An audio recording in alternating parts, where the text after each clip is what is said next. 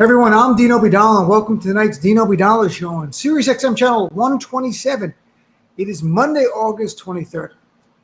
Always here to be your MBFF. So let me say at the outset, I try never to talk about Donald Trump on my show anymore, who is a terrorist. The only time I will speak about him is if there are pending or discussions about potential criminal charges against him, or, as today, when he is radicalizing more potential violence against the United States of America in his name. And that's what we saw on Saturday at his rally. It is new, alarming levels.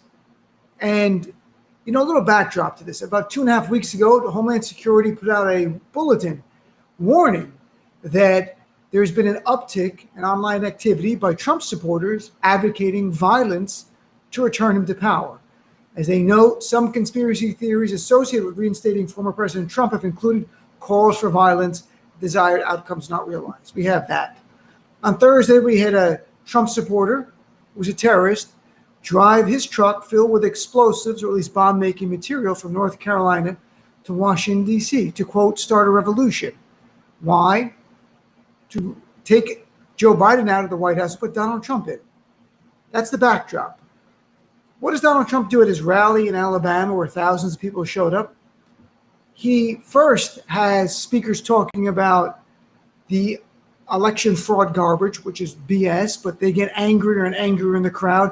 They began chanting, fix it now, fix it now. The idea of get Biden out now, put Trump in, let's not wait for any elections. And then Donald Trump, before his speech, played a clip from the movie Patton with George C. Scott. In this clip, and this was an audience that already was angry and riled up. They feel like they've been robbed. They're threatened by the census data, which shows that they're dwindling in strength in terms of demographics. They are very on edge.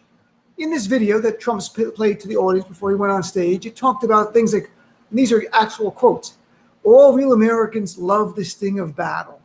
We're just not going to shoot the bastards. We're going to cut out their living guts and use them to grease the treads of our tanks. And that goes on and on about killing your enemy, gutting them, destroying them, forming an army. Now, who was the enemy?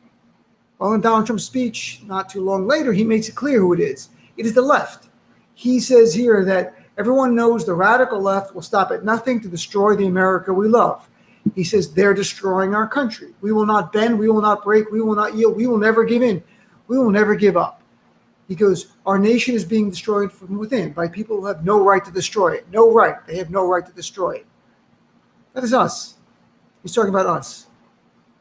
He plays a video about killing your enemy. And then he talks about us as the enemy he wants to kill. He also spewed lie after lie about the election. Lies like more people voted in Detroit than actually lived there, which is a debunked lie. And when you see the clips of Trump supporters at these rallies before and after by CNN and others interviewing them, you get a sense they take this very literally. They repeat the lies that Trump said about who voted and who didn't. They also take it seriously when Donald Trump says, we want to destroy this nation. And I'm sure they take it seriously because they cheered when Trump played the clip of Patton saying, real Americans want to fight. Pre-January 6th, playing that clip is a little over the top. Maybe you can say, well, that's politics. After January 6th, it's radicalization.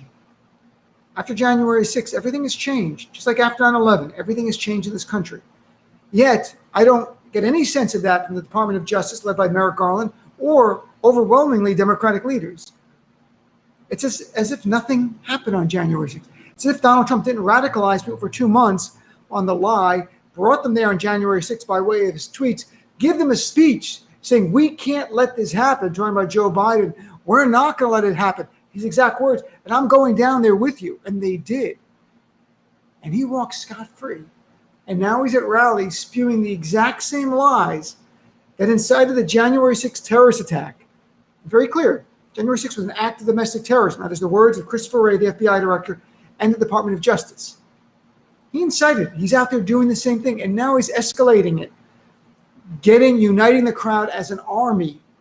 You listen to Trump supporters afterwards, not just taking it literally, threatening us with violence. One guy at the rally Saturday said that the Taliban took Afghanistan in 11 days. We can do the same thing here. He's not the only Trump supporter to do that. We saw that days before. We're dealing with a growing terrorist threat. MAGA is the most serious, and I say this with all sincerity, is the most serious domestic terrorist threat we have, is MAGA. 55% of MAGA support the January 6th terrorist attack per a new CBS poll, which shows 55% of Trump supporters view that attack as an act defending freedom, which means they support it. And you listen to the Democrats and you listen to the DOJ, and it's as if everything is normal. It's not. It's far from normal. These are the moments that historians will look back at.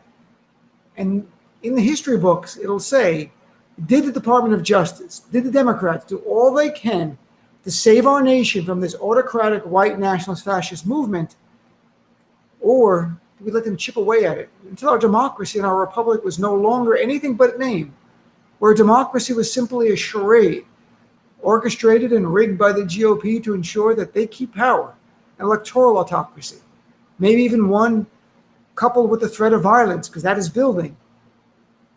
I don't know what it's going to take. I honestly don't know. I talk about it on my show. I don't get the sense of urgency. I don't get the sense of urgency from Democrats. Our nation hangs in the balance. This is the times, right here. So we'll talk about that more on my show today. And the show's live 6 to 9 p.m., channel 127 on SiriusXM. If you don't subscribe to SiriusXM, go to the website, get a free trial. Join us. We need more numbers. We are faced with a dire existential threat to our democracy right in front of us. That's not over the top. I'm not mirroring the language from the right when they call us socialists. I'm telling you, read history. It's here. These are the moments.